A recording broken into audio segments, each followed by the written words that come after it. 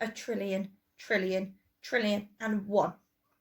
Good answer, Wong, announced Mr. Shrewdly, as the class groaned in annoyance. The swat had struck again. How can anyone top a trillion, trillion, trillion, and one? I can, replied Brian. A trillion, trillion, trillion, and two. A trillion, trillion, trillion, and two indeed. Now can anyone top that? Asked the teacher. I can, replied Wong. A trillion, trillion, trillion, and three. Yes, yes. Well done. Thank you, Wong. So, moving on. The point I'm trying to make is a trillion, trillion, trillion, and four. Yes, that's quite enough now, Wong. The normally mild-mannered teacher was becoming irritated. A trillion, trillion, trillion, and please be quiet, Wong, shouted Mr. Shrewdly. Silence descended on the classroom. Thank you. The teacher was shocked by his own outburst. but quickly gathered his thoughts. As I was about to say, this shows you that numbers are endless because you can always add 1. Therefore, try as you might, no one can ever count to infinity. Not even you, Brian Wong. There was a pause for a moment as the class took this in. Wong looked at the teacher. His goggly glasses enlarged his eyes to the size of cymbals. The boy blinked and announced, "I can." All the other children in the class laughed. "Settle down, please," Mr. Strudley tried to quieten them before turning back to Brian. "This may be the first time in your life you've heard this, but you are wrong, Wong." "Brian Wong is never ever wrong," replied the boy with great certainty. Mr. Strudley shook his head and said, "This time, Brian, Wong is very wrong. No one can count to infinity. Not even any of the greatest thinkers in the world. No one, not even you." Wong had never been wrong in his life, and he was not going to start now. This was the moment he began his doomed mission, a mission that would change the course of his life forever. "Brian Wong is never, ever wrong," insisted the boy. "I am a genius, and therefore I can count to infinity. I can.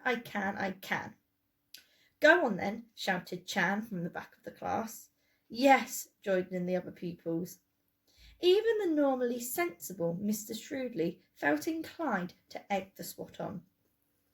By now, they all wanted the same thing, to prove Wong wrong.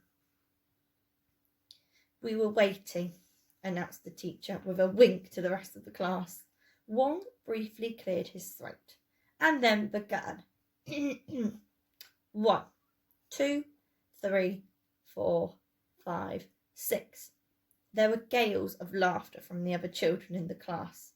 Wong really was going to try and count to infinity, just so he couldn't be proved wrong. 7, 8, 9, 10, 11, continued Wong. The class could not believe he was really going through with it. 273, 274, 275. On and on went Wong until the bell called for the end of the lesson. Ring! "Thank you very much, Wong. You can stop now," announced Mr. Strudley with a chuckle. But the teacher underestimated Wong. This was a matter of pride for the boy. He was not going to stop until he reached infinity. 276, 277, 278. Brian strode out of the classroom, still counting, as Mr. Strudley shook his head in disbelief. How long would Wong keep this up? The boy counted all the way through break time, then through some lessons, even including PE, then through lunchtime, then through some more lessons before the bell clanged one last time for the end of the day. Ring! 699. As Wong marched out of the school gates, he carried on counting. By this time, he had reached the high thousands. 9,736, 9,737.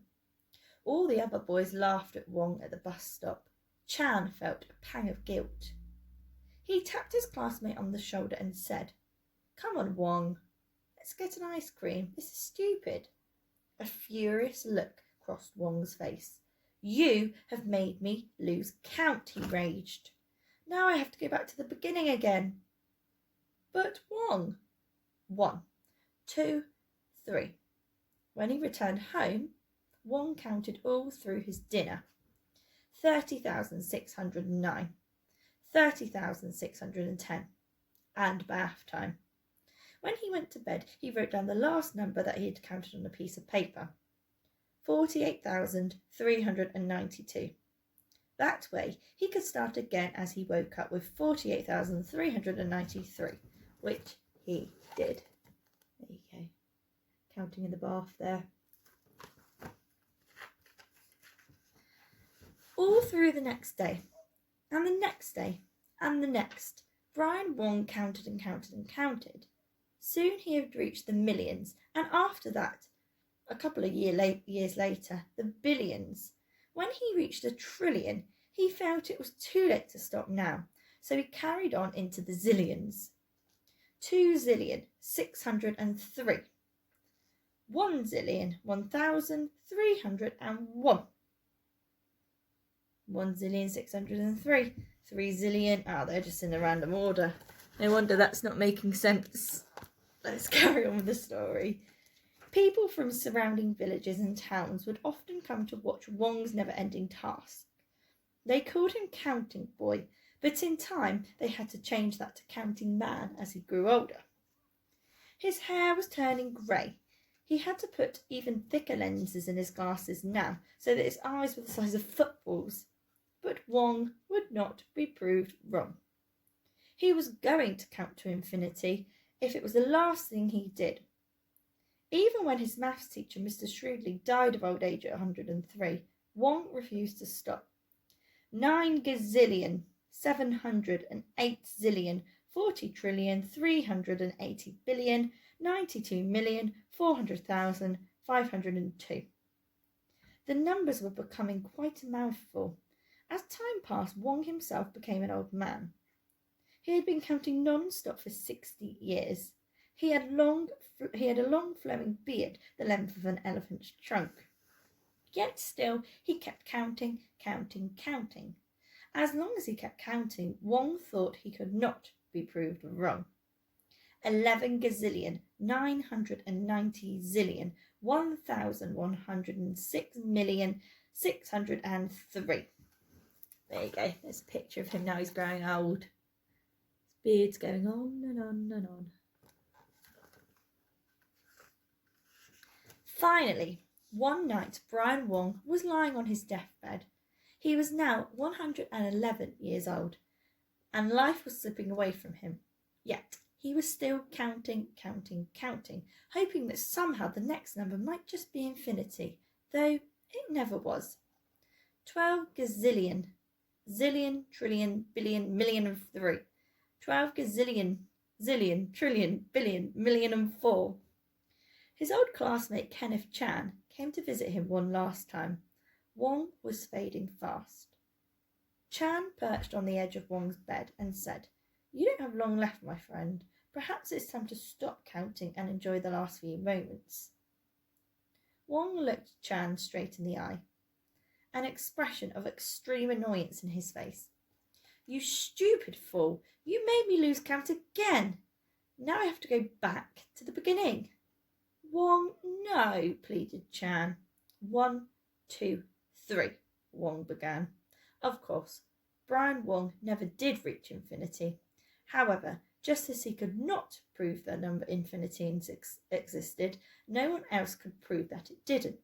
So Wong died with a smile on his face. He had wasted his entire life counting, but what was more important to him was that he had not been proved wrong. On his gravestone it read, "Here lies Brian Wong, who was never, ever, ever, ever, ever wrong." And then in brackets it says, "especially not about the whole counting to infinity thing." Oh, I like that one. I hope you enjoyed that one too. If you fancy doing any work to do with Brian Wong, there's a newspaper article you can have a go at. I'll attach this. So what you need to do is write a newspaper article to tell the astonishing story of Brian Wong's attempt to count to infinity. So you could include a catchy article heading. You need to include who Brian Wong was. What did he do that was interesting? Why did he decide to do that? Where was he when it all started? When did it happen? Quotes from witnesses and a picture with a caption. So I look forward to seeing any of those that you want to send in, and have a great rest of your day. Bye everyone.